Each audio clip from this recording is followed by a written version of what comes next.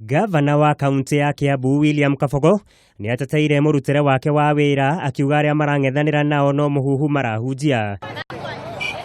Akiaria hindi ya kurugoria tabarira cia waki ni augite maria thirikari yake ikoretwo ikinyaniirie matingitarika kuma waki wa mabarabara nginya kugacirithia motungata ma urigitani. Daraja ya milioni 30 tumezindua siku ya leo. Mahospitali yetu yote tumeunda. Mahospitali yote level 4 mpya tumeweka hospitali 5.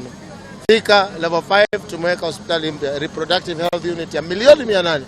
Oho ni onanitie mwihoko munene wa gukana yukio torania thiini wa ithurano cia wamurani iria iraririirio gukana tabanio muthi wa wagatano kiumia-ini giki. Ni ugite aria marang'ethanira nao mari na mubango wa kurehe ngui hindi ya ithurano icio. Watu tu wasijaribu wizi, haitawezekana, haitafanyika. Kuna watu walizoea uchafu mji wa Nairobi, wametuletea uchafu hapa. Hawana nafasi kabisa ya kuiba. Sasa ni nyinyi wananchi wenyewe mlinde kura zenu, sio?